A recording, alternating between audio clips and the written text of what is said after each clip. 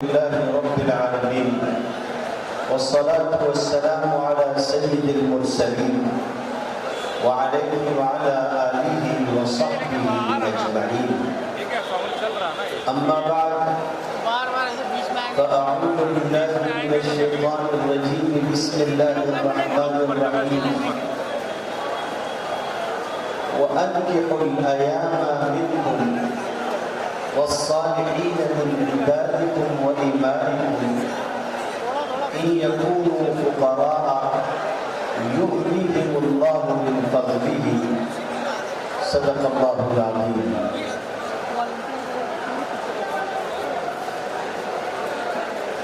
حاضرین گرامی قدر،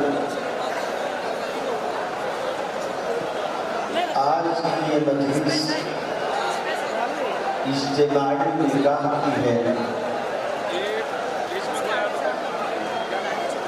جو مقامی طور پر حضرت مولانا عبدالقیوم قاسمی صاحب دامت برکاتہ، حضرت مولانا عبدالرحمن صاحب جو ناظم اور محتمیم ہیں مدرسہ ثناء العلوم بالبلاد کے، اور صاحبزادے ہیں مرحوم و مرحوم مولانا عبدالباری قاسمی صاحب کے، اور اسی طرح دیگر علماء کرام جو کہ معاونین ہیں ان دونوں حضرات ہیں، اور جناب حارث شیخانی صاحب اور دیگر ہمارے احباب، ان حضرات کی زیر نگرانی اور تمام تر نگہداشت میں منعقد ہوتی ہے، اور جس کے لیے ہم لوگ حضرت مولانا قاری احمد علی صاحب فلاحی اور ان کے بھائی قاری محمد علی صاحب فلاحی، ان کی مجلس، پھر ان کے وہ معاونین جو ملک اور بیرون ملک سے تعلق رکھتے ہیں، ان سبھی کے مشکور ہیں کہ ان کے ذریعے خیر کا یہ سلسلہ لمبے عرصے سے جاری ہے۔ ہماری خوش قسمتی ہے اور خوش بختی کی بات ہے کہ سماج اور معاشرے میں خیر کا یہ ذریعہ لمبے عرصے سے قائم ہے۔ کہنے والوں نے کہا ہے کہ اخلاص ہو تو ساتھی میسر آ جاتے ہیں اور کام بھی آسان ہوتا ہے، اور عند اللہ مقبول ہو جائے تو اللہ کے یہاں سے اس کام کو دوام اور بقا ملتا ہے۔ آج 101 نکاح ہونے جا رہے ہیں۔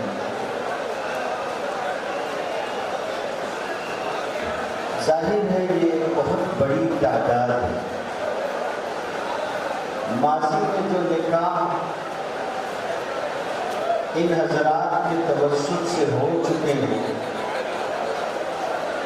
اور آج کے 101 نکاح ان کی فہرست بہت لمبی ہے۔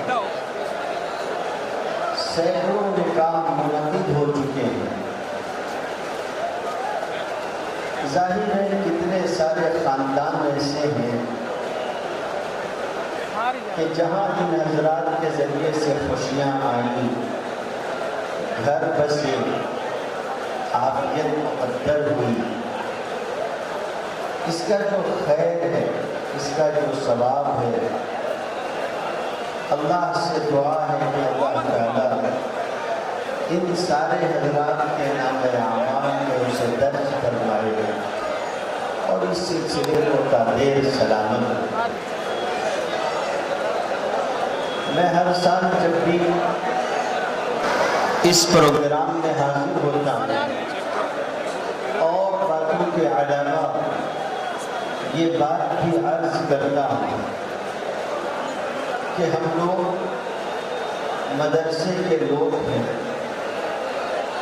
اور اس طرح کے پروگرامات کرنا، جلسے کرنا اور اس کے لیے سارے انتظامات اور اہتمام کو ایک طے شدہ نظام اور مرتب پروگرام کے تحت انجام دینا، یہ ہم لوگ جانتے ہیں کہ کتنی جانکاری اور کیسی جدوجہد اور محنت کا یہ کام ہے۔ ایک نکاح لوگ کرتے ہیں، خاندان میں ایک نکاح ہوتا ہے، صبح سے شام اور شام سے صبح تک مسلسل ہنگامہ آرائی رہتی ہے، مہینوں پہلے سے اس کی تیاری ہو رہی ہوتی ہے، اس کے باوجود بھی نکاح منعقد ہوتا ہے، آگے پیچھے کچھ نہ کچھ باتیں ہو ہی جاتی ہیں، کچھ چیزیں مزاج کے خلاف ہو جاتی ہیں، کچھ چیزیں وقت کے اعتبار سے آگے پیچھے ہو جاتی ہیں۔ ایک نکاح میں ہمارا یہ حال ہوتا ہے۔ آپ سوچئے آج 101 نکاح ہیں، 101 نکاح میں 202 خاندانوں کا سامنا کرنا، اور پھر ہر نکاح میں 202 گواہوں کا سامنا کرنا، ان 101 نکاح جس کا حال مینڈک کے جیسا ہے۔ مینڈکوں کو اگر آپ کو کہہ دیا جائے کہ وزن کر کے بتاؤ تو آدمی مصیبت میں آ جاتا ہے، ایک اٹھا کے پلے میں رکھتا ہے، دوسرا کود جاتا ہے۔ میں جیسے ہی یہاں پہنچا ہوں تو مولانا جمال ناصر صاحب میرے بھائی وہ بار بار فریاد لگا رہے ہیں، گہار لگا رہے ہیں کہ لوگوں فون کرو، بلاؤ، کہاں ہیں نوشہ حضرات۔ میرے بھائیوں، یہ نکاح کی ویڈیو دور تک جاتی ہے اور یہاں کے پروگرام کو دور تک نشر کیا جاتا ہے۔ کہیں ایسا تو نہیں لوگ سوچیں گے کہ مالیگاؤں کے نوشہ حضرات کو نکاح کرنا نہیں رہتا، پکڑ پکڑ کے کروا دیتے ہیں۔ بھئی جس کا نکاح رہتا ہے وہ تو پہلے سے تیار رہتا ہے۔ ہمارے بعض دوستوں سے ہم لوگ پوچھتے ہیں جن کی شادی لگ جاتی ہے، نکاح طے ہو جاتا ہے، ان سے پوچھو کہ بھئی نکاح کب ہونے والا ہے، تو وہ تاریخ نہیں بتاتے، وہ بولتے 10 دن باقی ہے۔ ایکسائٹڈ ہوتے ہیں کب ان کا نکاح ہوگا۔ یہاں عالم یہ ہے کہ بار بار کہا جا رہا ہے کہ بلائیے، یہ اجتماعی مزاج کے خلاف بات ہے۔ مسلمانوں کو اجتماعیت کے ساتھ جینا سکھایا گیا۔ نماز ہماری انفرادیت کو، اکیلے پن کو اجتماعیت میں بدلتی ہے۔ وقت کا خیال رکھنا، ایک امام کے پیچھے جمع ہو جانا، اپنے کام آگے پیچھے کر کر نماز میں شریک ہونا، ہمارے پاس سارا نظام موجود ہے، اس کے باوجود ہم لوگوں کی طرف سے اس طرح کی تاخیر ہوتی ہے۔ ان سب کو جھیلنے والا کون ہے؟ ان سب کو جھیلنے والے میں اور آپ نہیں ہیں۔ ہم تو ابھی آئے ہیں آرام کر کے اپنے گھر سے، ابھی شریک ہوں گے، 2-4 گھنٹہ مجلس میں رہیں گے، گھر چلے جائیں گے۔ جو لوگ ہفتوں پہلے سے جاگ رہے ہیں، اور میں جانتا ہوں کہ کل کی رات بھی ان لوگوں کی جاگنے میں گئی ہوگی، یہ فریاد کر رہے ہیں کہ بھئی لوگ آ جاؤ آ جاؤ، تاکہ ہم آپ کا نکاح وقت پر انجام دے سکیں۔ جو دولہا حضرات آخر میں آ رہے ہیں، ان حضرات کو سوچنا چاہیے کہ جو لوگ پہلے سے آ کے بیٹھے ہوتے ہیں وہ ایسا سمجھتے ہیں اپنے آپ کو کہ ہم کو ٹھگ لیا گیا۔ ہم بھی آخر میں آتے، کیا وجہ تھے کہ ہم دیر سے پہلے سے آئے اور دیر تک بیٹھے رہے؟ ایسا نہیں کرنا چاہیے۔ اور اگر کوئی نوشہ حضرات آ گئے ہوں تو ان کے ساتھی ان کو چھوڑ دیں، یہ وقت اللہ کی طرف رجوع کرنے اور قبول کرنے کا ہے. ابھی دوست احباب ان کو چھوڑ دیں, دولہا حضرات کو آگے آ جانے دیں تاکہ جلدی سے انتظامی کارروائی مکمل ہو سکے. تو یہ بات میں عرض کر رہا تھا کہ یہ لوگ محنت کرتے ہیں, ساری چیزیں خود جھیلتے ہیں. ظاہر سی بات ہے کہ کوئی آدمی محنت کرتا ہے تو محنت کا کچھ نہ کچھ معاوضہ لیتا ہے, محنت کا کچھ نہ کچھ معاوضہ لیتا ہے. ایک مدرسے کی زمین کے بارے میں ایک صاحب نے بتایا, پڑوس کی ایک ریاست میں ہم لوگ گئے ہوئے تھے, وہاں مولانا مقصود عمران صاحب بہت مشہور شخصیت ہیں. وہ کہنے لگے کہ میں آپ کو بتاؤں, مدرسے کی زمین فلاں صاحب نے اپنے نام کر لی. تو میں نے کہا ایسے کیسے ہو سکتا ہے مدرسے کی زمین اپنے نام کر لی؟ تو انہوں نے کہا کہ کچھ مجبوریاں تھیں, زمین اس وقت جو ہے وہ مدرسے کے نام نہیں ہو سکتی تھی, کسی فرد کے نام ہو سکتی تھی.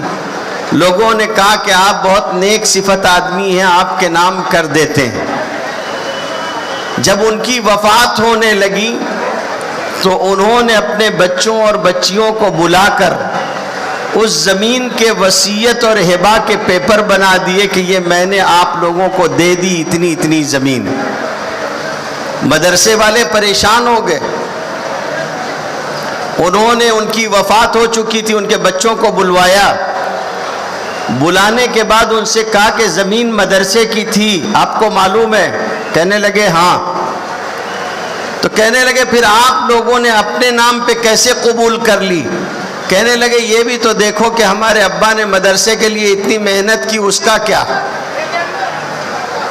یہ مزاج ہو گیا ہے لوگوں کا کہ ہم نے محنت کی ہے تو اس کا کیا. تو جو لوگ محنت کرتے ہیں وہ اپنی محنت کا محنتانہ لینا چاہتے ہیں.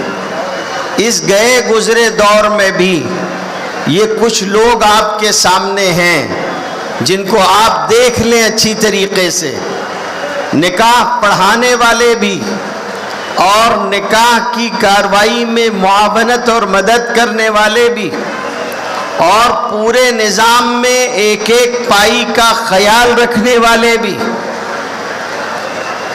جو لوگ یہاں پر یہ پروگرام منعقد کرواتے ہیں وہ حساب و کتاب میں کچے نہیں ہیں, ان کو حساب و کتاب بہت اچھا آتا ہے. اور یہ جو میرے سامنے منکر نکیر لگا رکھا ہے انہوں نے, وہ اسی لیے لگا کے رکھا ہے, اور وہ اپنے نمائندے باقاعدہ بھیجتے ہیں اور آ کر وہ ایک ایک چیز کو دیکھتے ہیں. اگر ایک پائی کا بھی ہیر پھیر ہوتا تو اس کے بعد اگلی مرتبہ وہ دیتے نہیں ہیں, ان کا مزاج ہے, پھر وہ وہاں فل اسٹاپ لگا دیتے ہیں. آپ لوگوں کی عام زبان میں پھلی لگا دیتے ہیں, پھر نہیں دیتے. برسوں سے ہمارے یہاں الحمدللہ یہ سلسلہ ان کی طرف سے جاری ہے. ظاہر ہے کہ یہ ان کا اعتماد ہے. آپ آنکھوں سے دیکھ لو, یہ وہ لوگ ہیں جو دن بھر رات بھر مہینوں محنت کرتے ہیں, اور اس کے بعد محنت کرنے کے بعد پروگرام ختم ہوا, ہاتھ جھاڑ کے اپنے گھر چلے جاتے ہیں, دامن جھٹک کر اپنے گھر چلے جاتے ہیں. آپ کی عام زبان میں اگر آپ کہہ لو تو کسی کی ایک چائے کے داغدار نہیں ہے. خدمت کا ایک شاندار باب ہے جو اس طرح سے بھی رقم ہو رہا ہے. دونوں طرف کے لوگ قابل مبارکباد ہیں. کون سے دونوں طرف کے؟ نوشا اور دلہن والے. ابھی میں اس طرف نہیں آیا ہوں, ابھی میں یہ کہہ رہا ہوں کہ دونوں طرف کے لوگ قابل مبارکباد ہیں.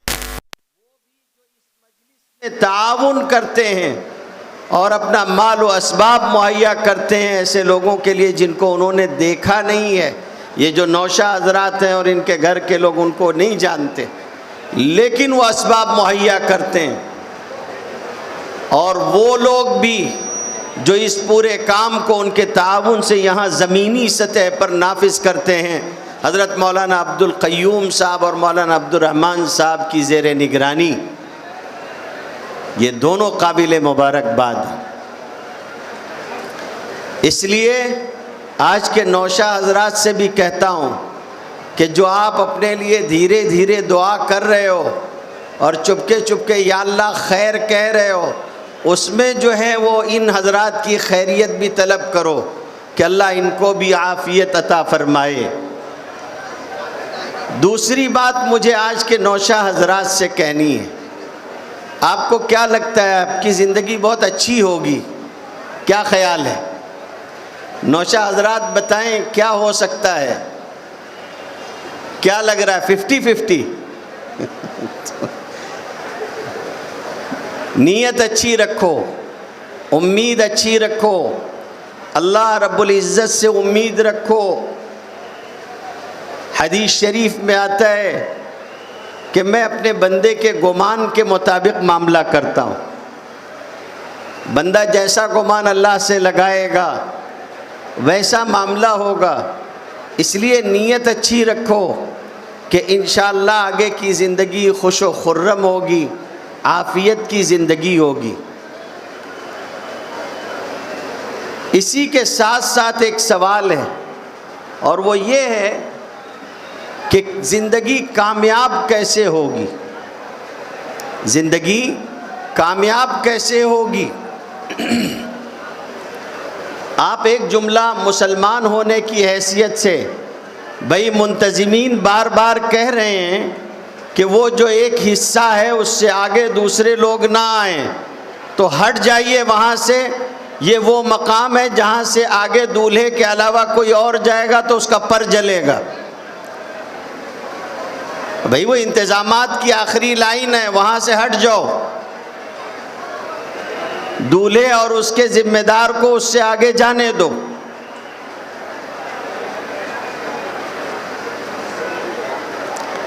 تو میں آپ سے یہ کہہ رہا تھا کہ ایک جملہ مسلمان ہونے کی حیثیت سے بار بار آپ نے کہا ہوگا، لا حول ولا قوت الا باللہ۔ یہ جملہ آپ نے کہا ہے یا نہیں کہا ہے؟ یہ میں آپ کو دیکھ کے نہیں کہہ رہا ہوں، یہ جملہ میں آپ کو یاد دلا رہا ہوں کہ لا حول ولا قوت الا باللہ۔ کیا مطلب ہوتا ہے اس جملے کا؟ اس جملے کا مطلب یہ ہوتا ہے کہ نیکی کرنے کی کوئی قوت و طاقت اور گناہوں سے بچنے کی کوئی توفیق اللہ کی قوت و طاقت اور اس کی توفیق کے سوا نہیں ہے۔ معلوم یہ ہوا کہ اگر نکاح کے اندر اللہ کی طرف سے توفیق شامل حال ہوگی تو نکاح والی زندگی خوشگوار ہوگی، اور اللہ کی طرف سے اگر توفیق شامل حال نہیں ہوگی تو آپ سر پٹخ لیں، شادی شدہ زندگی ٹھیک نہیں ہو پاتی۔ میرے بعض احباب مجھ سے کبھی کبھی شکایت کرتے ہیں اور کہتے ہیں کہ نکاح کے لیے آپ کو کہا تھا، آپ نکاح میں شریک نہیں ہوئے۔ تو میں مذاق میں ان سے جواب دیتا ہوں، عموماً نکاح 10-11